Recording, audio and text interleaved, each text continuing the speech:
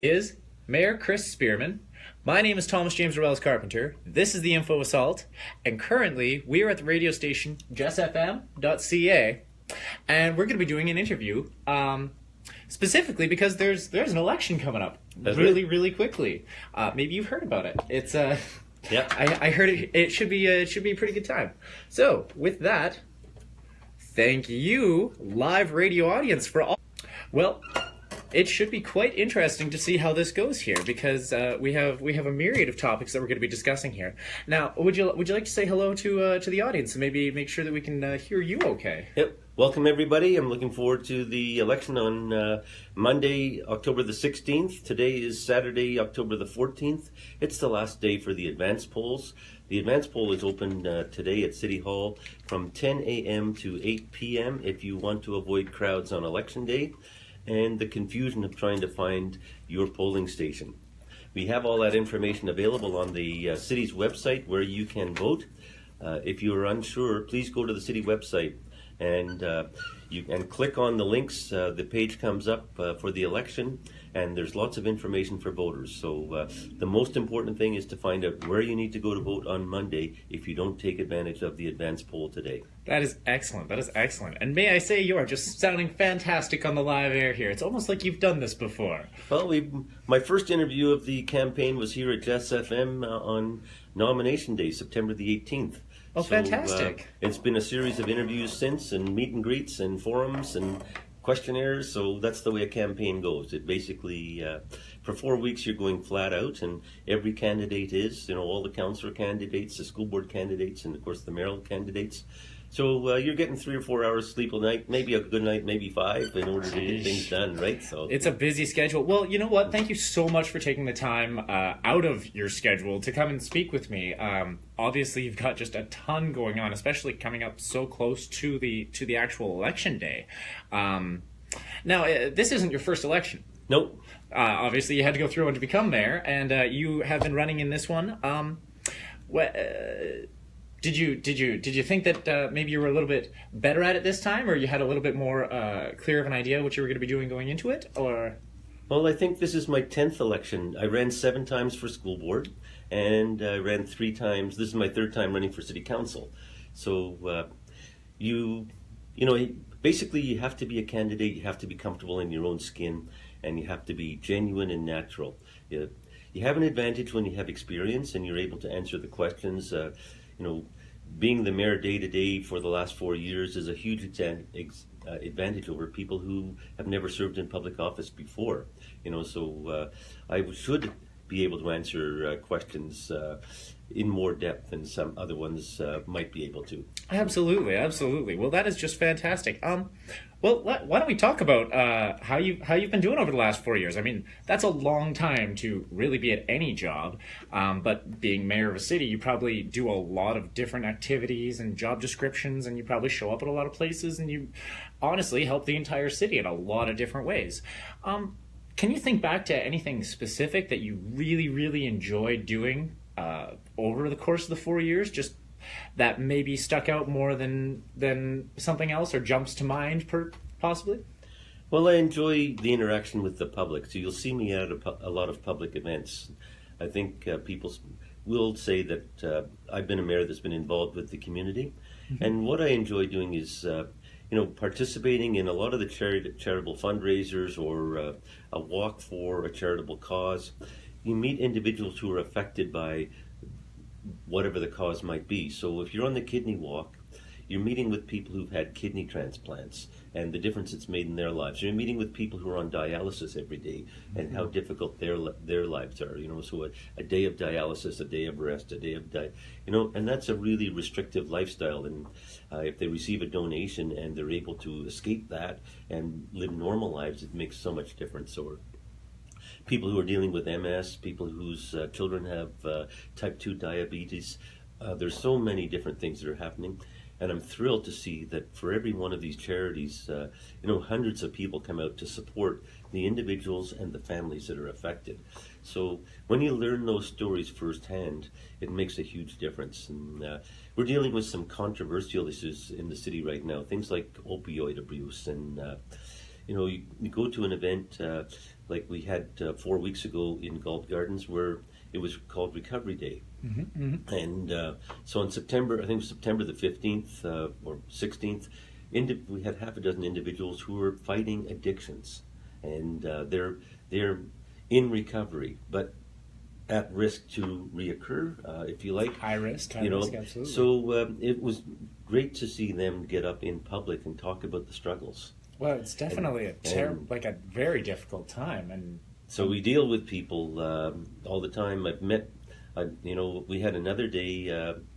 There was Harm Reduction Day, an event over in the Civic Square, and people came out whose families were affected by opioid abuse. And I met mothers whose children had died this year, who from opioid overdoses. People don't understand that in Lethbridge we have one of the highest per capita rates of drug addiction and one of the highest per capita rates of death from opioid abuse. So when you see the faces of people that are affected, that makes a huge difference, and it brings the issue home. So that human touch is really important, and you have to have a sensitivity to it. You just can't have philosophical beliefs. If you've never met anybody who's encountered any of these situations where, whether they're benefiting from a charity or benefiting from an initiative that we're taking at the city to assist people, it's hard to be... for me to accept that others are so judgmental if they've never actually experienced the issues. Makes a lot of sense. And just relating it back to what you've been doing over the last 4 years, it sounds like you've spent a lot of time really connecting with these people, showing up and helping at these causes and events, and making sure that you are aware of how big of an impact these types of issues are having on people, especially in the city of Lethbridge, possibly more so than other places. As you were saying, we have one of the highest per capita rates of addiction, and that's terrible. That's something that I wish we could really work on, and I'm sure we are doing many things that we can to improve that situation. But it is a struggle because it's not something that people are proud of. It's not something people want to come forward about. So the people that do, they're truly brave people to come out and speak about it in public and to try to get help for that type of thing. And I think it's really great. Well, that's definitely some sombering topics. But are there possibly difficult decisions or other difficult times that you have to engage in as mayor?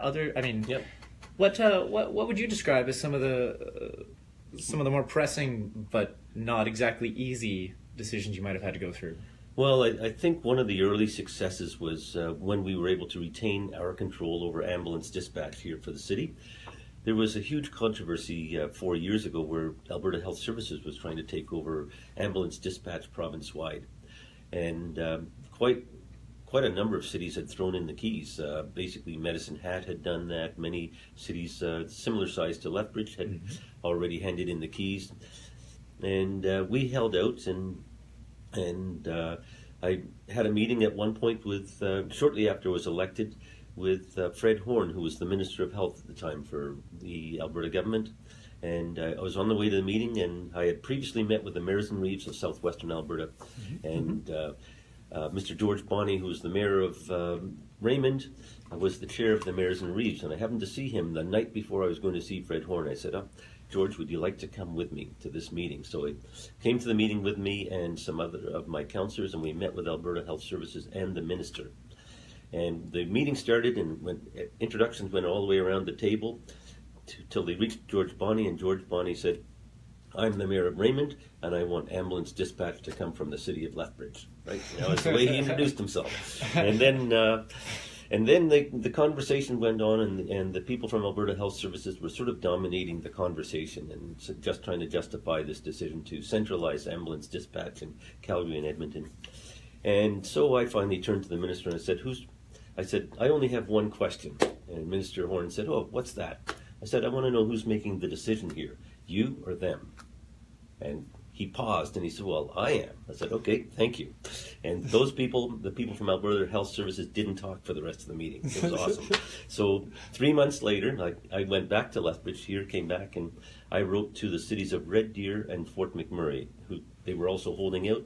And I said, let's write a joint letter to the minister that we want to keep our ambulance dispatch And so we did that. 3 months later, we were called to Calgary to meet with the ministers. The minister came down to Calgary, met with me, the mayor of Red Deer, and the mayor of Fort McMurray, and he said, I've thought it over, and I've decided that you're right. We're going to create 3 additional satellites. It's going to be Lethbridge, Red Deer, and Fort McMurray.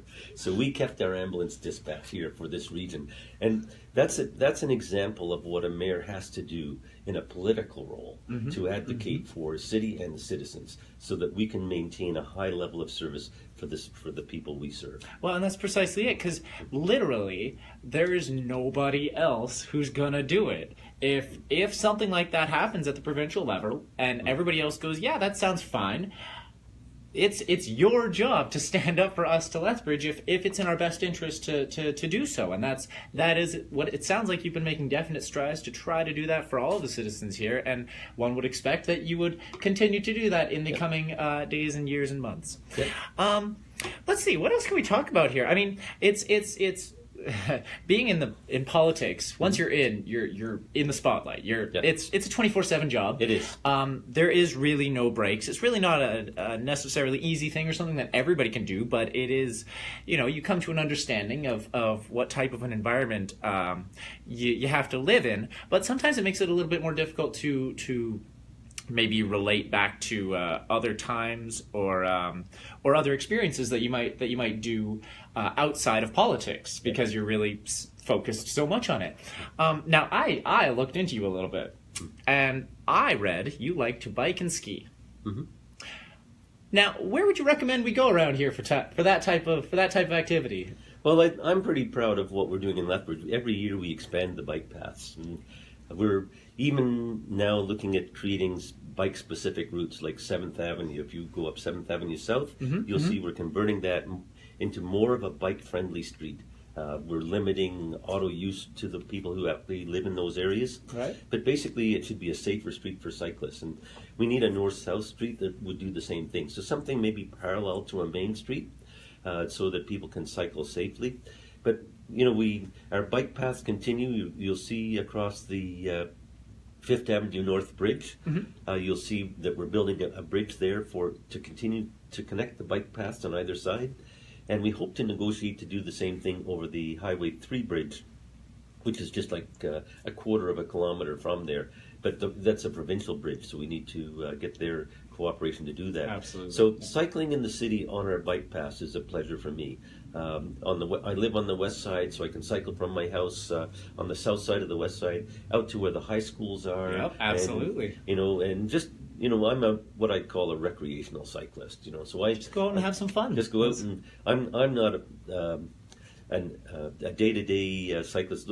People who are cyclist commuters have a different need. They want to be on the road every day. And when I worked at the distillery, I had a colleague who cycled to work almost every day of the year. Like, it would be over three. A lot of biking, man. Yeah, over 300 days that he bikes. And that's awesome that people can do that in challenging weather. It's a challenge for sure. The skiing part. My grandkids like to ski, so I learned to ski when I was about their age, and so I love going out and skiing with my grandkids over at Castle Mountain for the most part. Right on. So I've been to other places like out in Radium area, but wherever they're skiing, I like to go and participate while I can. Absolutely. I mean, why not try out every hill at least once and then see if you can do it? Yep. Now, you mentioned you're more of a recreational biker, but I know that Lethbridge has actually been quite an attraction to more than just recreational bikers, especially in the last 2 or 3 years. If I'm we've been pretty much since you've been mayor, if I remember right, we've been holding what is it specifically? The Tour of Alberta. The Tour of Alberta. So what is that? So that is a tour of professional cyclists, racers who race in teams. And, excuse me, we've hosted that event twice. So it's been part of a province-wide event. They tend to do the south one year and the north the other year, and they alternate. But what it does is highlight cycling to the community. And then it's also a bit of a tourist draw. We get all these teams coming into town. They book the hotels, and they're staying in the city for a while. What we try to do is get the opening event, and if we can get the opening event, the cyclists are here in town practicing for a while before the 5-day event kicks off, right? So So that is something we want to do, and then there's a tourism aspect. The first year it was televised by one of the major sports networks, and it went to something like 80 countries around the world. Wow. I think the second time that we did it last year, it wasn't televised live, but there was film and there was an internet connection that's used by a lot of cyclists around the world to watch these cyclists, because some of them are teams and individuals that compete in the Tour de France and other ones similar to that. So it's great to have that caliber of athlete in our city, and if you see the excitement of the race itself and the finish, it's just amazing. Well, it sounds like it's really an awesome, and the fact that they've come back twice, that means we must have done something right the first time. So, no, that's awesome that people are actually still doing to do that. Now, aside from being an athlete, while I was looking into your history, I found some additional research, like you were the founder of, let me just take a deep breath here while I go through some of these. The Industrial Association of Southern Alberta, in 1983, you initiated the 14,001 Environmental Management System. You've been a member of the Lethbridge Chamber of Commerce since 2008. On top of that, you were on the board for the University of Lethbridge Faculty and Management Advisory Committee from 2008 to 2013, and have been a member of the Aboriginal Housing Society since 2010.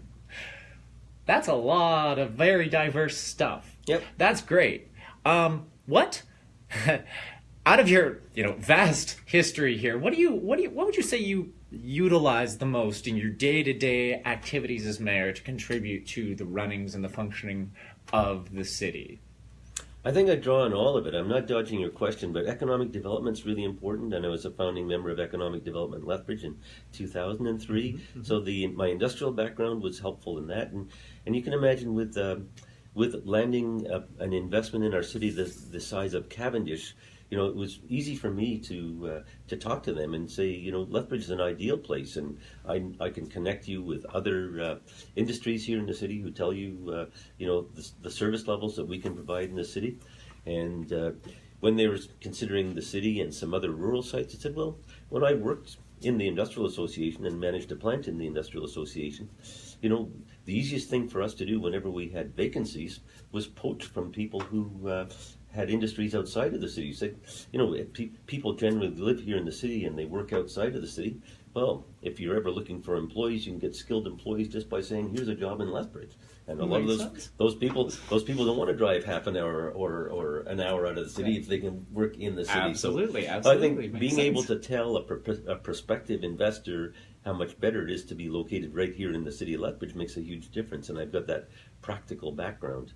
But I also understand issues that people face. My sister-in-law had Down syndrome, so I understand the issues faced by people with permanent developmental disabilities and the needs that they need for transportation and supports. Aboriginal Housing Society, obviously, providing housing to many people who couldn't qualify for a mortgage. And you have to understand that people have to have stable housing if they're going to access education, if they're going to access employment, right? Absolutely. How do they get jobs if they're transients, right? How do you locate? How are you going to build on anything if you have to keep moving every day? So that's all those experiences, being part of the community, the management society. How do we employ more graduates of the university and the college in our city? How do we create more opportunities for those people? So to be connected to all of the city in many different ways, I think really helps me to be a better mayor. And everything I've done since I've been the mayor, I've never done it by myself. You have to understand that, like the charity walks, the reason why they're successful is because somebody organizes those. All I have to do is show up and support it. There's a lot of work that goes into all of this stuff. Extraordinary amounts of work and dedication to these people. Like, this is some of their life goals is just to promote this type of stuff. And some of the work they do is incredible. But you need teams of people, and it's very cost effective. The city can't do everything. The mayor can't do everything. Mm-hmm. But the mayor can come up and can show up and say, thank you very much for all the work you've done and the great work, the great benefits you provide to our community by the work that you do. I often draw on others and the expertise of others. Like, I'm not an expert on opioids. I'm not an expert on bringing in refugees. But what I can do is bring together all the organizations that would support those different initiatives and can provide information. So when it comes to when we brought in the Syrian refugees, I worked with Lethbridge Family Services Immigrant Services, and I worked with Alberta Health, and I worked with the police, and I worked with the fire people, mental health, the college on providing supports to adults like language training. And we understood exactly by everybody sharing the information, saying, "Oh, the first family just got off the plane. The father has an untreated broken leg. He's had it for 3 years. He's visibly limping, right? None of these people have had dental care. None of these people have inoculations." So understanding, before we can put the children in the system, there has to be a delay until they get caught up. Yeah, like there's some serious stuff that needs to be looked at before you can just integrate into society here. How do we provide houses for people that generally have large families with 5, 7, or 9 children, right? So very interesting things. But by working as organizations together, we solve those problems. Absolutely. Right? There is a solution. As long as you're willing to work for it, there's a way to make it work. Those aren't easy issues to solve, and the mayor is never going to do it by himself, right? So yeah, wouldn't that be fun? Yeah. And I can fix all of your problems single-handedly. Yeah, I could have a very easy campaign. I could say, I'm going to build a 3rd bridge, a performing arts center, and the convention center. I'm going to do it all 4 years and cut your taxes by 50%. But it's not going to happen. Yeah, no, it's good to be honest, too. Yeah. You got to really say what's possible. And you have to realize that there is a certain limitation to realism. And But I think that we've kept it right in the perfect realm of at the edges of what we can possibly achieve to the outmost ranges of what we utilize, and the human resource capabilities that we have is really making full use of all of that. Let's see, what else did we want to talk about? Speaking of large families, you have one.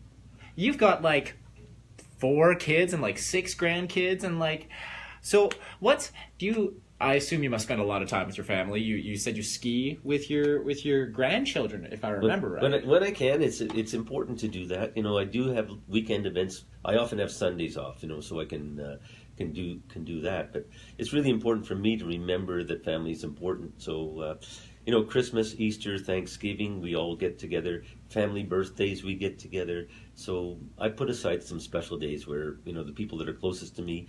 It's important to make sure that they never feel forgotten, even though I lead a busy life and they may not see me for a few weeks at a time, that those days that are important to all of us, that I'm there for them and they for me. Yeah, it's super important to really set aside some time for your friends and family and the people that are really important in your life. Even if you do have a super stressful 4-week campaign or whatever, it is important to really spend some time with family. Now, speaking of family, everybody has one way or another. Yep. What's your history? I don't know much about your past. How did you wind up in a city like Lethbridge? It was very interesting. My parents actually came over from England when I was 4 years old. So I was born in England, and they lived in Montreal for a couple of years. Then we moved to St. John's, Newfoundland for a couple of years. Then we moved to Charlottetown, PEI for a couple of years, and back to Montreal for about 7 or 8 years, and then to Toronto for about 4 years, and then I went to university in Halifax, Nova Scotia. All right. So I've lived in 6 of Canada's 10 provinces. Wow. And when I got a job in Toronto, initially with a bank for a couple of years, and then with a steel company for about 3 years, and then I was hired by Gilby's Distilling Company, which made gin and black velvet whiskey. And nice. Just as I got there, they needed budget, so I developed the company budget for them. And at that time, before I was hired, they could sell everything they made. And then the government brought in significant taxes on alcohol, which basically doubled the price, about 1980. So then, after creating the budgets, I set them all up for a year, and then there was a vacancy out here in Lethbridge, and they asked me if I'd be interested in moving to Lethbridge. So I came out, I worked for the summer here, and then I said, sure, I'd love to work here, because rather than working in Toronto, which is a huge metropolis, I could raise my family in a smaller city and have a better quality of life. So I had a couple of kids already by then. So we moved to Lethbridge, and it's been fantastic. My kids all got training in judo. We had Canada's Olympic judo coach here in the city. I heard. Senda. So, they had some great skills. I put them in French immersion, and, they like to travel. My kids all like traveling. They're comfortable in different languages, and judo is like a passport around the world. Judo is like a universal sport. My oldest son moved to Australia, joined the local judo club in South Australia in Adelaide, and then ended up winning his state and then competing in the nationals in Australia. So wow. It's pretty cool. And, that's very cool. My daughter has her own judo club in Pincher Creek, and she's the vice president of Judo Alberta, and she's training to be a judo referee for the Olympic Games in the future in the female category. So those opportunities that we got when we moved to Lethbridge, it's great. Anybody can do those things, and you might know, Thomas, that the motto of the city of Lethbridge, translated from the Latin, is opportunity for all. And what I think is we can offer so much to the people that live here and the people that come here, whether they be refugees, whether they be immigrants, but coming to a city like Lethbridge where you can get around easily, where things are affordable, people can join clubs, we have excellent school systems. What better city could you have? That whole sense of community, the sense of supporting each other. What a great city we have for that. So it was part of my history, and I think it will be the part of other families' histories for years to come. Well, I know I've said it once before, but I was born and raised in Lethbridge, and I have elected to not leave on several occasions. Although I have not lived in every other city in the world, I would hazard that Lethbridge is probably one of the best, given the combination of everything that we have.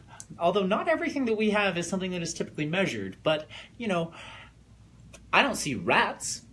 Nope. Nope. I mean, that's a huge one. That's huge for just the province. But just as a small example. Now, let's see.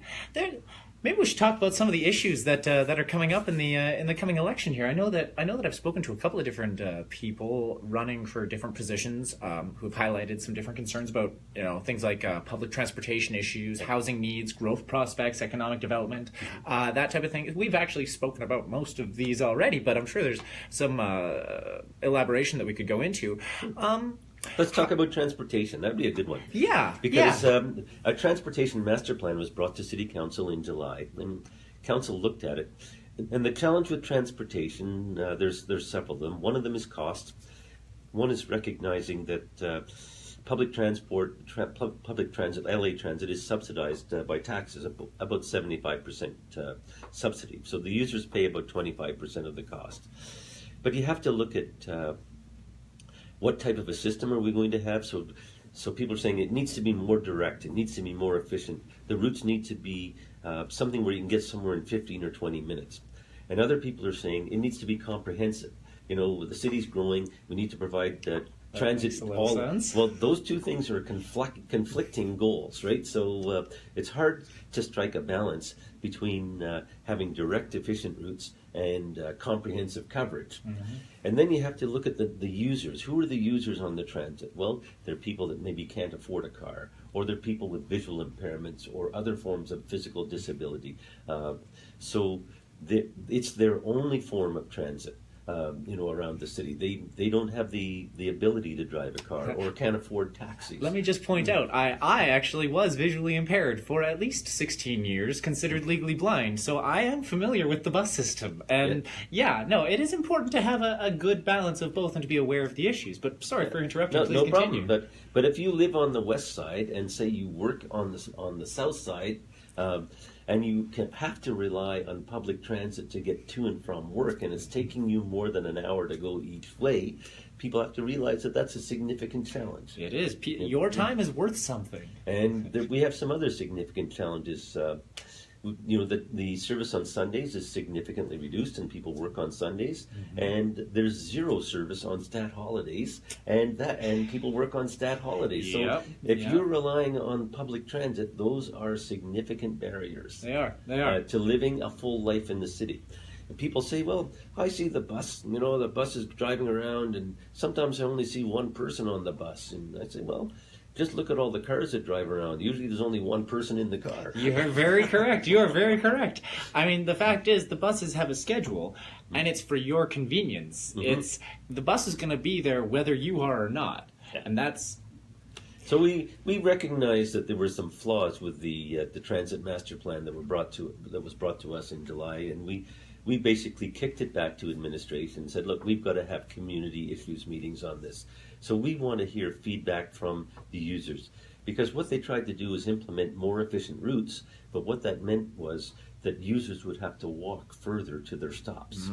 So if you have a visual impairment, and your walk now has gone from 5 minutes to 15 minutes, that I think gets a little dicier. We've got to hear from the users and say, is that really fair? Is there a reasonable thing? Is that going to work for us?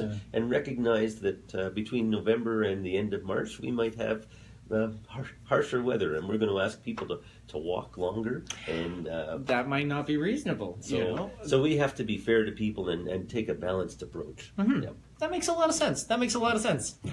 Probably why you've been doing this successfully for so many years here. You don't want to rush into a decision that's going to backfire in your face. It's important to know who the stakeholders are, for sure. You really got to know who you're going to be affecting. Randomly popping into my head here, you mentioned French immersion, and you mentioned how you lived in all of these French-speaking places. Do you speak French as well? Not well. Not well, but enough to get by, I wager. You lived in the places long enough. I was in the French immersion program as well, same as your kids. It just struck me as a question I should probably ask one way or another. It creates a lot of opportunities. My kids have all gone to French speaking areas, taken education in French. My youngest son just came back a year or so ago from the University of Lyon, where he took a semester, right? So my daughter's a French immersion teacher in Pincher Creek, but going to France and being there for a summer job or those types of things, it creates really interesting opportunities for people that can speak other languages. And not French exclusively. I know our school systems are beginning to offer Spanish, and I think that's that's pretty cool that kids could take Spanish immersion. And at some point, when you basically have to jump off the diving board in the deep end and go to a place where it's unilingually that language, and then the benefit of your immersion teaching comes right through, because within about 3 months you become fluent. It's true. Immersion is so fast. It's great. Yeah. Now, I've been staring at your pins the entire time that we've been sitting here. Now, I'm familiar with some of those, but I bet there's people online who have no idea what at least one of those stones is, because it doesn't exist anywhere else. It is it's actually considered one of the rarest stones on Earth. But here in Alberta, Lethbridge, we do come across it a fair bit more. Why don't you explain the history behind your pins here? Okay, this one up here is chlorite, but it's really amylite. And so is this one. This one is amylite. So this one in here is the Canada 150 pin. And I don't know if people know that the Canada 150 pin uses the amylite from the Lethbridge area. That is actually cool. I didn't know that specifically, but that is very cool, and it is amylite that we are talking about, the super rare rock. It comes from this area. All the colorful amylite does. So you can find amylite in other places, but generally it's a brownish color. You look into Montana areas and stuff. And so if you see the colorful amylite that has the reds in it, the blues in it, the greens, that all comes from the area around Lethbridge. So our indigenous people said that amylite was like a talisman, like a good luck stone. They did. They did. So I wear my amylite proudly. I have one here that's in the shape of Alberta. And amylite is the stone for Alberta, the designated stone, and it's also the designated stone for the city of Lethbridge.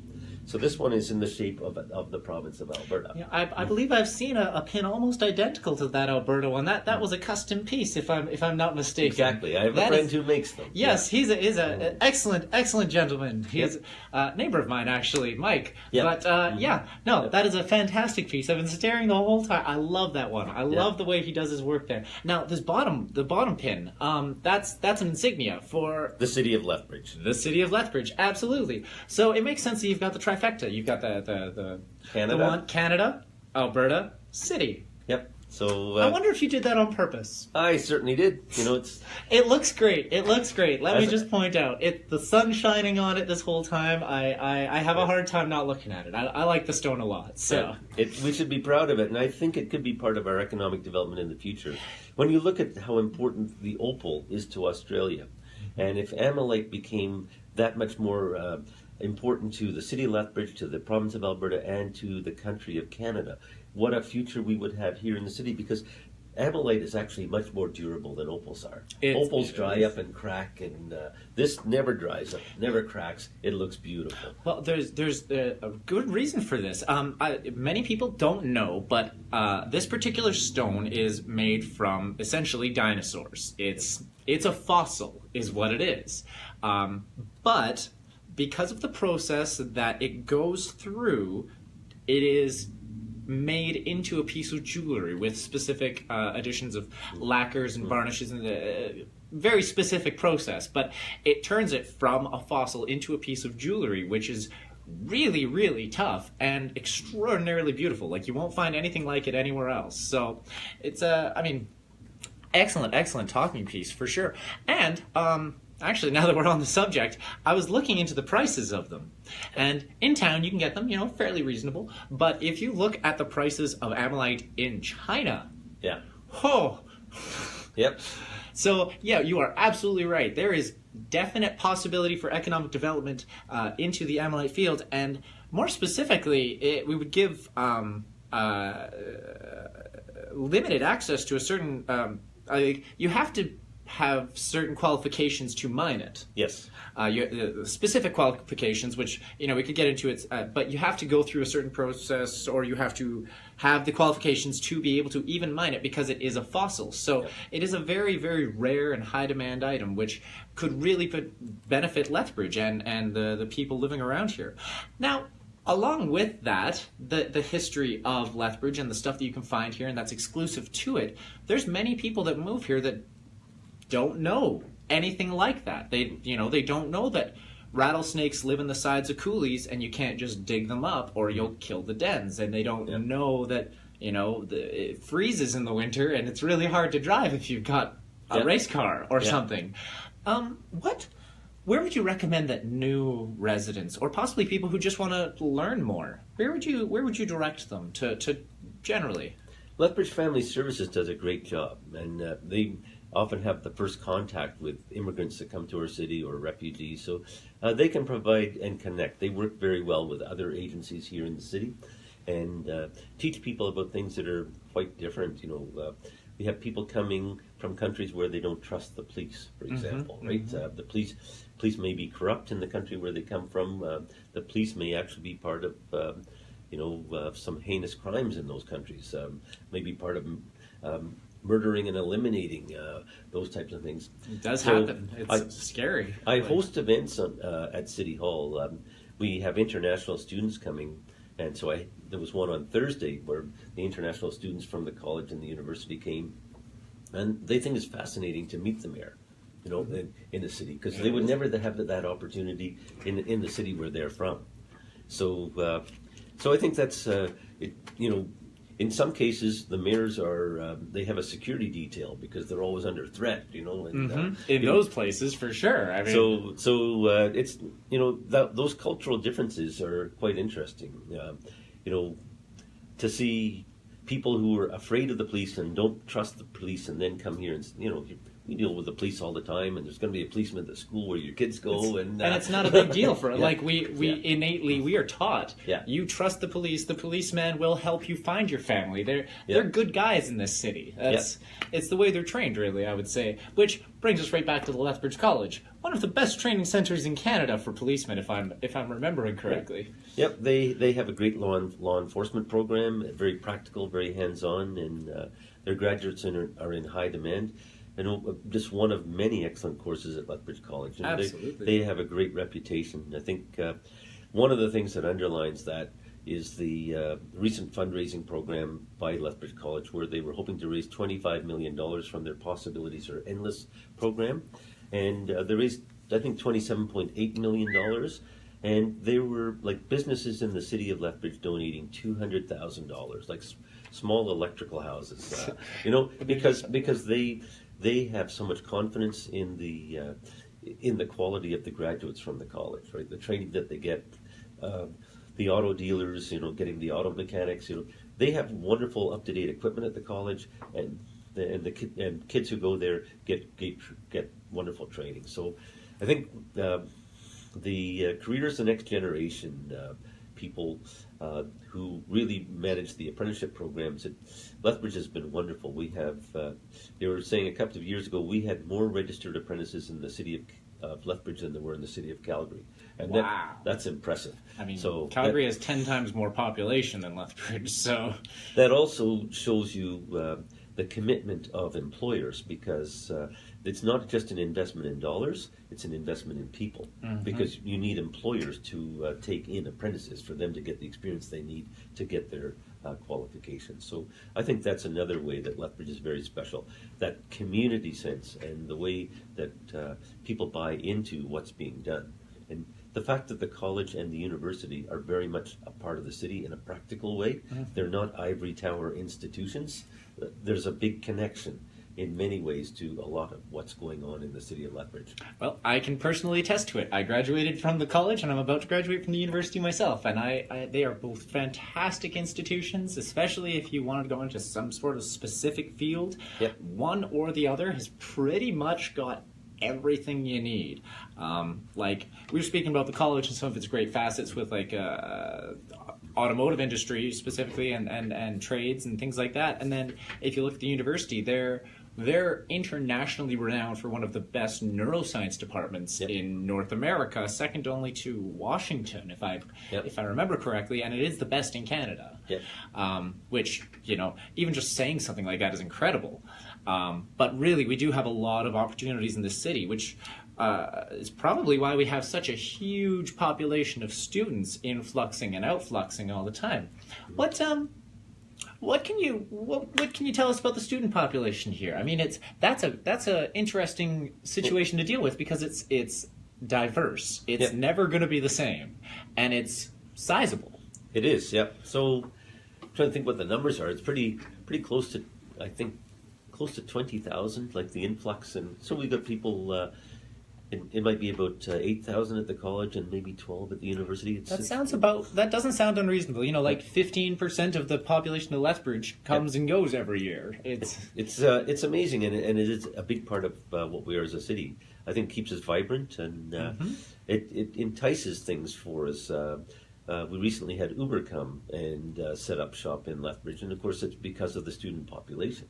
So, we had great support, and students were asking for alternatives again between taxis and Lethbridge Transit. Could we have Uber? And when you have kids coming here from Calgary and Edmonton, they're used to using Uber, and we don't have it. And then now we do. Yeah, no, I mean, that's great, and kids are excited about it. They can maybe make some cash off it or whatever. Yeah, kids could be employed by Uber, or they can, or certainly use the Uber service.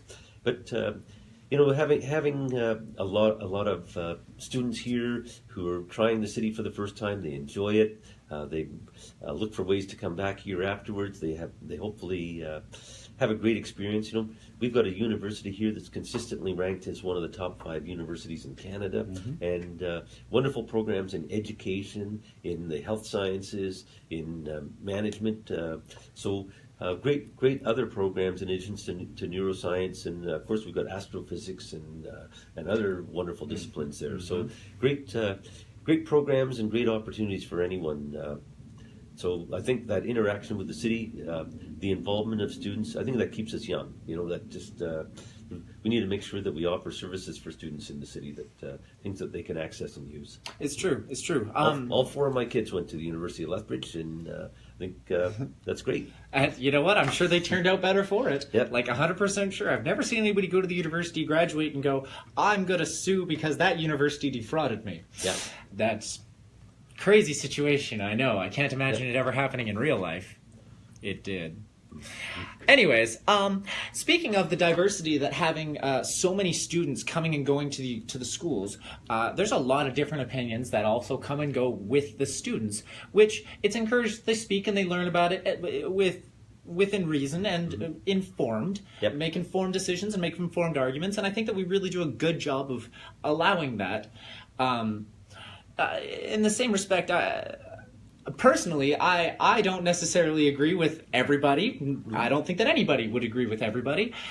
One of the people that I disagree with specifically would be centered around American politics. He would be the current president. I personally don't agree with a lot of the ways he deals with things. I think that he could definitely do a better job.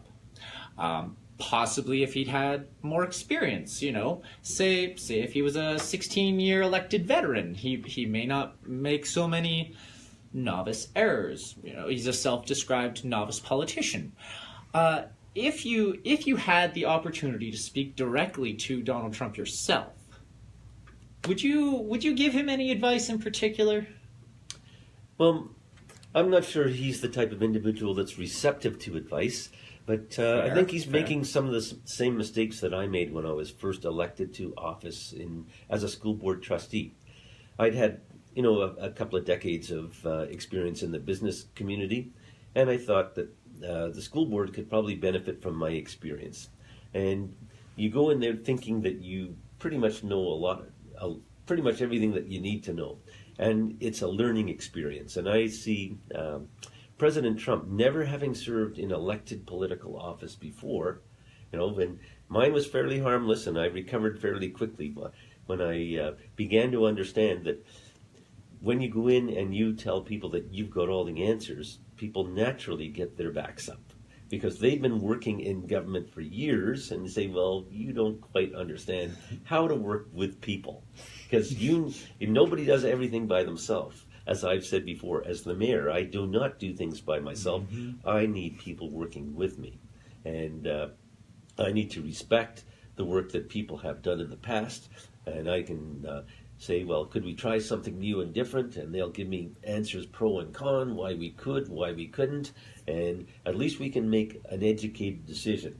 But I think when you go in and say, I've got all the answers, we're going to do this, this, and this, you can do a lot of damage. And if things aren't thought through, and I think some of the initial issues that President Trump has, where things have sort of blown up in his face, where he hasn't got the cooperation of the Senate or the House of Representatives on initiatives that he said that he would do when he was running for president, it's because of that inexperience. It's because he hasn't been able to work with people and get them on his side. So you can't rule or govern based on a specific philosophy if you're imposing it on others. What you have to do is entice others to consider what you have to say, why your philosophy is relevant to this particular argument, and get them to buy in. If people aren't buying in, they won't support you. That makes a lot of sense. I feel like it would almost be a pertinent time to bring up why, because we never actually specifically discussed, but we've mentioned refugees several times. Why should we bother? Why should we bother welcoming people? Because that's the opposite of many opinions in other political realms. Yep. So it's just a basic human rights issue, if you like. What if we had been born in Syria? What if our houses were blown to smithereens? And what if our businesses were blown to smithereens? How would we like to be living in Rwanda where maybe the government or the police come in with machine guns and mow down a whole village, right? If people want to leave those situations for the safety of their family, isn't that understandable? And so when people choose to leave, and it's not easy for them, when you talk to these Syrian families, they have some regrets. They love being in Lethbridge and say, but I left my friends and I left my family behind, and this was not an easy move. So they're here. They love the safety. They love the fact that their kids will have opportunities. And it takes like one generation. I think about Vietnamese refugees that came here more than 20 years ago, and say the story Umami here on 4th Avenue. Umami, yeah, absolutely. Second generation Vietnamese people. And of course they've been to university, and now they're entrepreneurs here in the city. they have their education, and they're growing. Like when the parents came here, when people come here from other countries, they very quickly become self-supporting and independent. Quite often, they start their own businesses, and within a few years. So yeah, they struggle to learn the language, but we have a history. When you think about it, Canada is a country made up of immigrants. It's true. And back in the 50s, many of them, in the 1950s, many of them came from Europe, 1950s, 1960s. And then into the 1970s and 80s, it was people from Asia. Now we have another blend of people from the Middle East and people from Africa that are coming here. Absolutely. And of course we have the largest Bhutanese community in Canada. I did not know that. So we have more than 1,000 Bhutanese people living here in the city of Lethbridge. And the Bhutanese people began coming here. They began enjoying it. And there were Bhutanese people who'd come to other communities in large cities, and people here saying, hey, Lethbridge is a great place to live. So Bhutanese people who had initiated their lives in Toronto began moving to Lethbridge. Oh, wow. It's because there was a larger Bhutanese community here. And word of mouth is pretty strong. I mean, if you find a nice place to live, you kind of want to keep it that way. And you're like, hey, maybe I'll bring somebody else who would enjoy this nice place to live. And I mean, it's a pretty nice city by my standards still. So great supports, right? So, there's great organizations supporting immigrants and refugees. And, again, the mayor doesn't do it, city council doesn't do it. We just need to facilitate it and make sure that organizations are working together, right? So, yeah, we mentioned organizations and business and investment a whole lot as well. I believe I read a statistic one time that Lethbridge was rated as like one of, or possibly the most business-friendly city in Canada. Do you think that has anything to do with why people enjoy living here? We provide a high level of service to prospective investors. I don't think we're perfect. I think there are people that sometimes get frustrated with the bureaucracy. But when people are trying to invest in our city, I try to make sure we cut through the bureaucracy and arbitrate some things. Even local developers who are frustrated with the pace, maybe don't think things are moving fast enough and the service levels aren't. I've tried to assist them, make sure that things are moving ahead. I fully understand that time is money, and if you want to invest, you can't be held up by red tape. So, making sure we provide that high level of service, that we respect the fact that people are investing, even the small businesses and medium-sized businesses, it's important to support them and make sure that we're not the cause of their problems. Well, I would have to say that it almost seems logical that you would like all of the information first before making a decision into who's allowed to do what. Yep. That seems completely reasonable to me, and I actually support making sure that you check out which businesses plan on doing what to what before you let them do it. Yep. So that's a good thing, and a little bit of bureaucracy is never going to kill anybody. But it is really great that we have such a thriving city in that respect, where we can invest and we have the ability to as well. So, well, let's see here. What else is good? You actually talked about a couple of things earlier. You were mentioning some of the topics that have been going on or have gone on in the city of Lethbridge over the last 4 years. I mean, you've covered just a ton of stuff here. And it looks like we're closing in on just about a full hour. So, the last couple of minutes here, what was there anything in particular you would like to delve into to make sure that we covered at length? Because, I mean, we have been going for a while. Well, I think we need to continue to live our motto. Yes. And that being equal opportunity for all. And we have to recognize that we do have some significant social problems. And I will say, I'll concur, we have some issues with racism. We have some issues with equal opportunity. They've existed for decades. We have issues with homelessness. I think something about 19% of the kids attending our school system under the age of 15 live below the poverty line. That's a significant social issue. So I think back to one of my heroes, if you like, Martin Luther King, and the speech that he gave in 1963, the famous speech called "I Have a Dream," where all people are equal and all people have equal opportunity. And that's our city motto, that everyone would have equal opportunity. So we have to begin living that motto more. We need to make sure that everyone in this area is successful. When they're not successful, they become a liability, they become a cost. Mm-hmm. So we have to make sure that our education systems are continue to be excellent, that people who graduate have wonderful opportunities for employment, for housing, in much greater levels than we've had before. So we need to make sure we're addressing those social issues, and as well as attracting economic investment. I think economic development is part of the solution, because when people have jobs to go to, then they're going to have incomes, they're going to have housing, and we'll begin solving those problems.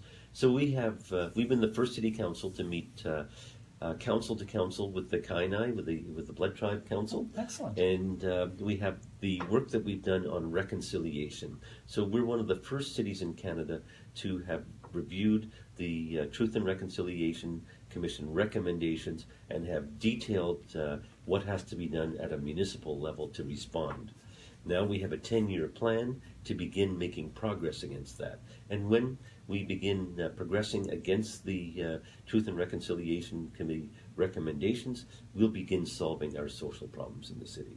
So I think that would be the next council's responsibility, to make sure we're moving forward effectively to address the decades-old social problems in the city, as well as promote economic development. So really, I would say that it's continue with the absolute equality for all, the opportunity for equality for all, and to make sure that we're really just making sure that we acknowledge all of the stakeholders who are going to have to live with the decisions we make for the future. You know, it's not going to be productive to go out and make rash or blunt decisions just because it seems like the best idea initially, but we should really take some time to consider how this is going to affect everybody. And at the end of the day, if everybody around you is living a better life, you're going to be living a better life too. You know, we're living in just one city here, and it's literally 15 minutes from end to end. It's not that huge. So we really do have a huge impact on each other. We do. You know, with that, I think that we're gonna wrap this one up. Give you some time to get to your substantially busy schedule for the rest of the day. Now, make sure you get out and vote. Joining us is Mayor Chris Spearman. The election is October 16th. So you got to get out there and you got to vote. Now, if you were going to vote for somebody, you could definitely vote for Mayor Chris Spearman to be the mayor, because he seems like he's a qualified candidate. I would definitely say that he has qualifications that merit looking at. With that, thank you. Live from www.jessfm.ca, my name is Thomas James Arelis Carpenter, and this has been the Info Assault. You guys have yourselves a fantastic day, and we will see you later. Thank you, Thomas. It's been my pleasure. Thank you.